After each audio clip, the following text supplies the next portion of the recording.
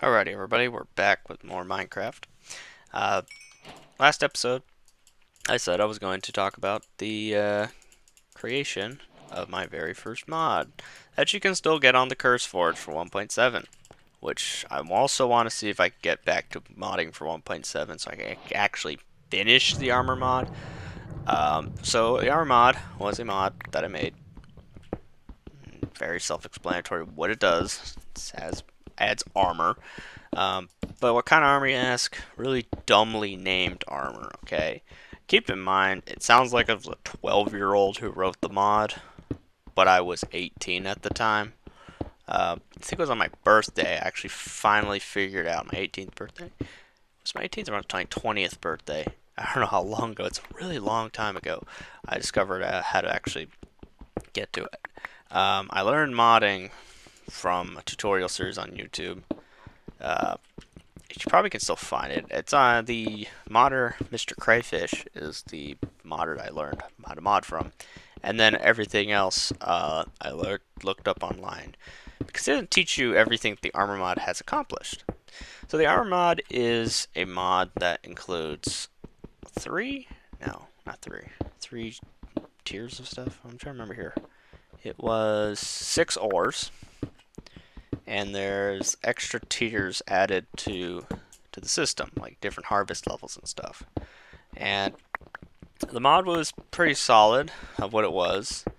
It actually had ore dictionary compatibility, so you could use like uh, thermal expansion and other mods that crush ore into dust. It had that feature because we had the dusts as a feature in the mod. Everything was ore dictionary. Everything was all well and done, but the ores are really, really dumbly named. There are keep saying three. There's 4 ore tiers to the game. First tier is the super ore, a really ugly pink ingot. I might actually do not a tutorial, but like a mod showcase of my own mod. That would be just sad. This will probably hopefully give me encouragement to go and redo it. But anyway, so you have the super. So back to the ores. You have the super ore, and the super ore was a higher tier than diamond. At least that's what it crafted. Was a higher tier than diamond, and that pickaxe was used to craft a different tool. The tool that we're talking about is the I think it was the hyper. Yeah, hyper ingot. So is that?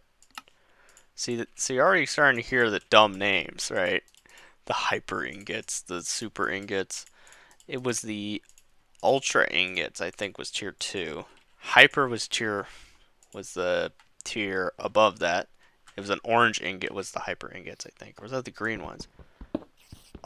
Yeah, super, ultra, hyper, and awesome ingots. Yes, the awesome ingots were blue. Yeah, that's what it was. The super ultra ingots, the ultra ingots, were orange. The hyper ingots were like a neon green, and then you had the straight blue ingot, which was the super ingots. And congratulations, my friends, we found a cave. But anyway, so that was the names of those ores. But we had 2 extra ores. Those were, of course, the ice ore and the fire ore. The fire gems and ice gems, both of which are found in the Nether. And what were those made for was to accomplish something that the Armor Mod 2 is supposed to have, probably for 1.16, and that is the ability to get in pre-enchanted armor. That was it. It's pre-enchanted armor. And we found ourselves that mine shaft, everybody. Pre-enchanted armor is what it's used for. It was used to be. So the fire gem stuff, I think had fire resistance. I don't remember what it had. This is pre-Frostwalker, and yeah, because that was gonna be on the ice armor if it ever got to the point where it was gonna update that. Never did, but cave spider spawner. But I had all aside. It really, really was a dumb mod. But it did have something a lot of mods probably never really accomplished. And that is, it had bows and arrows. Or just bows. And the bows were just garbage. All the fire stuff essentially just had pre-enchanted with fire aspect. That was all they had. The ice stuff, I don't even know what it had. I think the fire armor had blast resistance on it. The ice armor had fire resistance. And I don't know what the ice tools had. I think they just had nothing on them. Hey, skeleton. Anyway. But yeah, the super orb, the hyper orb, the ultra orb, the whatever last year was the awesome orb. Those were just super high level, high powered. They're all diamond. On all of them were the same level as diamond when it came to protection. But then everything else was beyond that. Durability was like in the 2000s, 3000 range. Then the swords were like 20 damage on one of them. I could probably just do an entire showcase on the mod. It's a very sad, disappointing. No, it's not sad, disappointing. It's probably one of the most stupidest things I've ever made, but I'm still kind of proud of it because it's a mod. I made a mod, and I may not use it in any mod packs, but hey, I'm still kind of proud of it, to be honest. Just had some really dumb names, but I really wanted to make its sequel way better than it was. Because it was supposed to have a couple of extra ingots in it. Somewhat kind of a oreless version was the sequel. The sequel wasn't supposed to have ore in it. It's not supposed to. It was supposed to instead be able to do the same pre-enchanted armor system, but have like no ore generation. How do we accomplish that? By making clumps, mixtures, and other funny little things. So one of those mixtures was supposed to be holy ingots. The holy ingot was supposed to give you smite as its main enchantment, and then feather falling on its boots, and whatever else you could probably put in. I think blast protection was also supposed to be added too, because that was the holy armor, right? It's supposed to be, angelic kind of thing. But smite was definitely the main focus of it, because we were supposed to make armor that's themed around each and every one of those, each and every one of the enchantments, essentially. So you'd have blast protection, you'd have normal protection, you'd have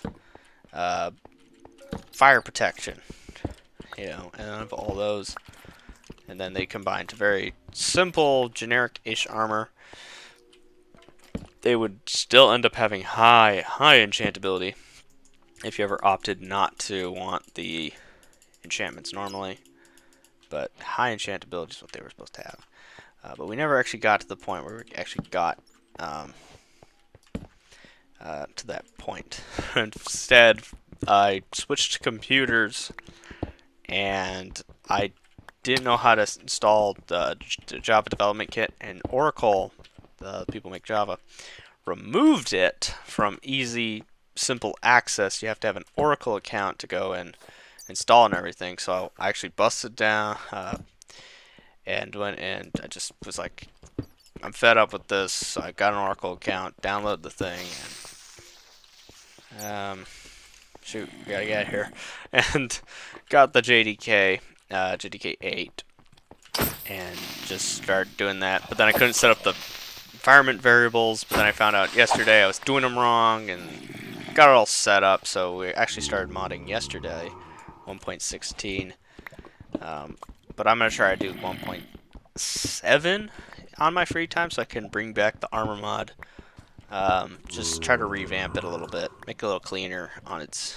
internals in its code, because I learned a lot extra code after the fact, and I'm just gonna essentially just remove the entire original mod file, maybe copy a few things over.